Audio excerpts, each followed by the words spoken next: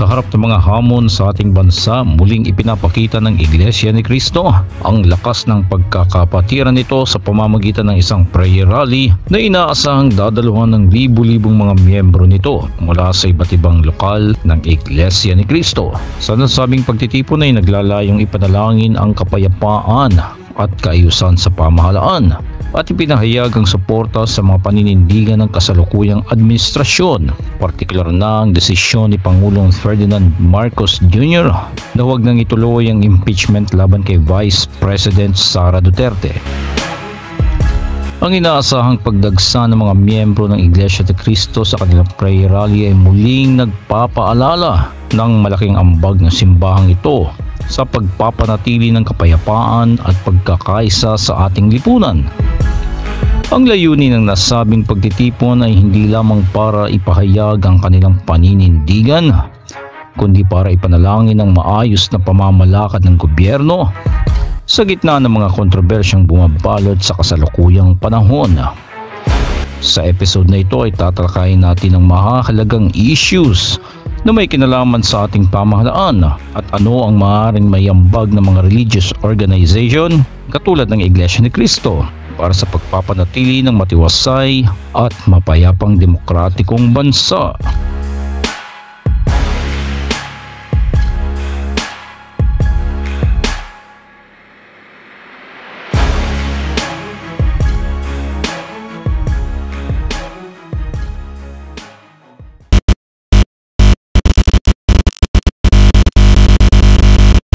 Ang prayer rally na itataguyod ng Iglesia ni Cristo ay para ipahayag ang kanilang pagsuporta kay Pangulong Ferdinand Bongbong Marcos Jr.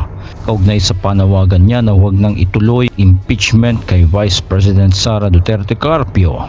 Ayon sa Iglesia, sumasalamin ito sa paninindigan ng simbahan na ang pagkakaisa at pagtutulungan ay mas mahalaga kaysa pagkawatak-watak dulot ng mga alitan sa politika. Sinang-ayunan din ng simbahan ng bayag ni Pangulong Marcos na ang impeachment ay hindi makakatulong sa taong bayan at maaaring magdulot lamang ng mas malaking dibisyon ng mga Pilipino. Ang prayer rally ay isasagawa para ipakita na ang panalangin para sa maayos na pamahalaan sa halip na pagsibol ng mas malalim na hidwaan. Hindi ito ang unang pagkakataon na nagtipon ng Iglesia ni Cristo para ipahayag ang kanilang paninindigan. Matatandaan na noong 2015, umalingaw-ngaw ang naging rally ng mga miyembro ng simbahan para kondinahin at tutulan ng umano'y pangingialam ni dating Department of Justice Secretary Leila de Lima sa usaping panloob ng simbahan. Nagsimula ang issue ng imbestigahan ni de Lima ang ilang reklamo laban sa mga lider ng Iglesia na isinampa ng nooy former Minister Isaiah Samson Jr. sa naturang tanggapan. Ang simbahan na naniniwala sa prinsipyo ng separation of church and state ay umalma at iginiit na ang naturang aksyon ay isang pagdabag sa kanilang karapatan bilang isang relihiyosong samahan. Ang pagkilos ay itinuturing nilang banta sa kanilang kalayaan sa pananampalataya. Nagtipon-tipon ng libu-libong kaanim ng iglesia sa EDSA at iba pang lugar sa bansa. Ang rally ay isinagawa ng mapayapa na nagbigay diin sa panawagan ng simbahan para sa respeto sa kanilang panloob na usapin.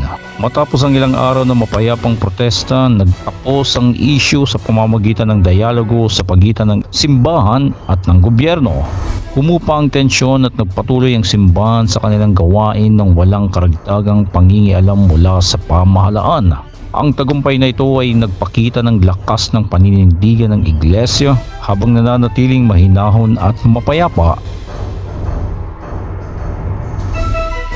Ano ang mapupulot na aral sa pangyayaring ito at ano naman ang ambag ng rally ng Iglesia ni Cristo sa lipunan?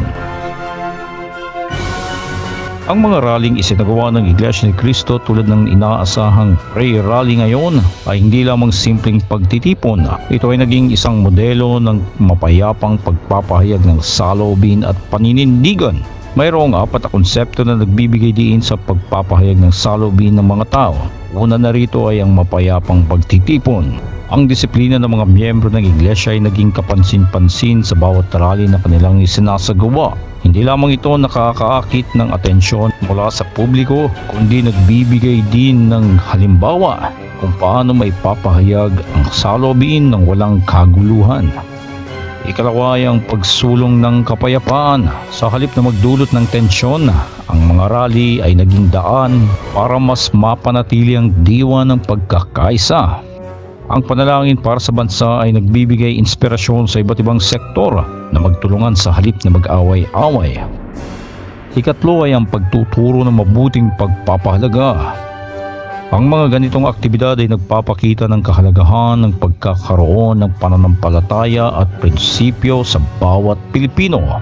Naging daan din ito upang ipakita na ang relihiyon ay maaaring magbigay ng mahalagang papel sa pagbuo ng mas maayos na lipunan. At ang ikaapat, ang epekto sa pamahalaan. Ang paninindigan ng Iglesia ni Cristo ay naging salamin ng saloobin ng maraming Pilipino.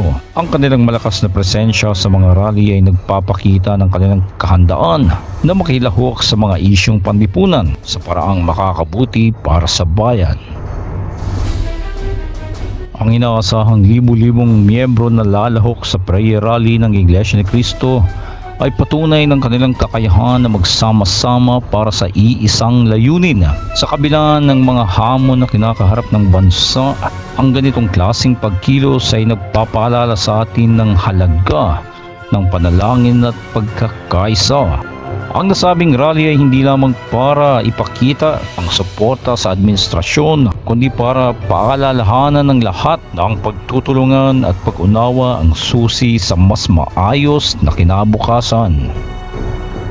Sa huli, ang ganitong mga rally ay nagsisilbing paalala na ang Pilipinas, sa kabila ng mga pagsubok, ay may mga institusyon tulad ng Iglesia ni Cristo na handang tumindig para sa kapayapaan at kaayusan ng ating bansa. Ito ay walang bahid ng kulay na politika o pagsuporta sa kanino mang panig, maka-administrasyon man o anti-administrasyon. At hindi rin kailanman kinukonsinte ng Iglesia ni Cristo mga taong lantarang gumagawa ng labag sa batas ng tao at lalo na sa batas ng Diyos.